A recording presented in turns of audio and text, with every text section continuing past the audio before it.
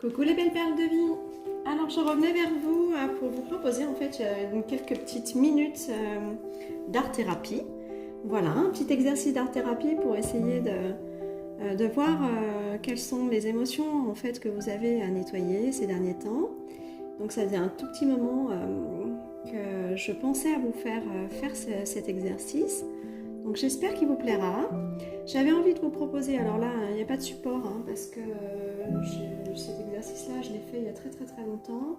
Je l'avais proposé déjà en début de chaîne, donc d'existence de la chaîne, mais on va le modifier un petit peu. Donc j'avais envie, si vous sentez qu'il est possible pour vous de prendre 5 petites minutes, vous pouvez le faire avec les enfants parce que c'est un moment de détente et de partage assez fabuleux. Surtout que les enfants aiment bien aller vers des choses qu'on leur indique parfois. Alors même s'ils ont une très grande créativité, parfois juste de borner un tout petit peu en fait le début d'un exercice, ça peut vraiment les épanouir. Et puis après il y a une espèce de challenge de faire ça avec les parents, donc c'est très rigolo et c'est surtout très révélateur. Donc je vous proposerai de faire ça dans un moment convivial, un moment de partage, et puis de prendre simplement en fait des feutres de couleur ou des crayons de couleur, des petites feuilles de papier, voilà, et puis de vous installer. Alors n'hésitez pas à mettre de la musique ou parler ensemble, rire d'un sujet, etc. C'est un moment de détente, donc ce n'est pas un exercice scolaire où on doit s'appliquer, etc. Non, là vraiment on se laisse aller à notre imagination et on va partir en fait de notre couleur préférée. Alors bien sûr avec l'âge, avec la maturité et en grandissant, on n'a pas une couleur préférée, mais il y a des couleurs prédominantes comme ça que l'on aime à porter, que l'on aime à regarder, qui sont peut-être même des couleurs en fait que l'on trouve chez soi. Donc partez de la couleur en fait qui vous fait le plus plaisir au moment où vous prenez le crayon ou le feutre et partez sans vraiment aucune retenue, c'est-à-dire ne cherchez pas à faire un dessin conceptualisé, ne cherchez pas à faire une forme en particulier, ne vous dites pas, bah tiens là je vais faire une fleur, peut-être même que je vais faire une maison. Peu importe, vous dites aux enfants, si c'est un gribouillis, c'est un gribouillis. Si ça doit faire un rond, ça fera un rond. Peu importe, laissez vraiment le stylo faire ce qu'il a envie de faire. Laissez le corps raturer, laissez le corps faire je sais pas, peut-être des arabesques, peu importe. En fait, laissez votre imagination en dehors du travail que vous aurez à faire avec cet exercice. Laissez-vous juste porter par la feuille et par le crayon.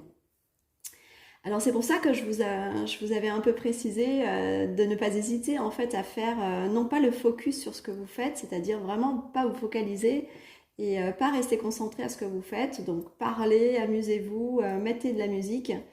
Et une fois que c'est terminé, en fait, vous sentirez que voilà, vous n'avez plus rien d'autre à faire, que le corps a fini de parler. Vous fermez vos petits feutres, vous mettez ça de côté, vous pouvez retourner vos dessins et vous passez à autre chose.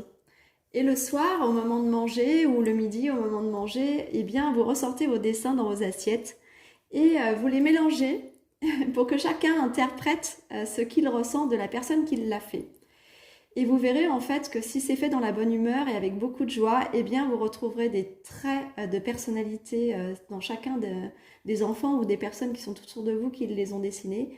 Mais surtout, en fait, il y aura un élément révélateur, un sentiment, une émotion, peut-être la gaieté ou oh bah là, dis donc, t'étais un petit peu triste et puis du coup, emporté en fait par l'idée de la couleur, vous allez très vite en fait ressentir des sensations par rapport au dessin qui aura été fait.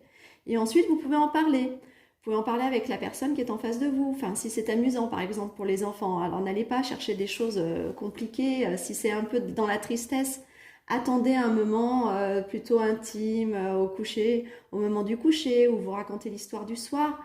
De demander, bah tiens, t'avais l'air un peu triste dans ton dessin, est-ce que tu veux qu'on en parle? Il s'est passé quelque chose. Voilà, servez-vous de cet outil pour faire avancer en fait l'intimité entre vous et surtout découvrir où en est votre enfant à ce moment-là. Mais faites-le aussi pour vous, pour découvrir où vous en êtes, découvrir quels sont en fait visiblement les ressentis intérieurs que vous n'exprimez pas et laissez les autres en fait le ressentir pour vous.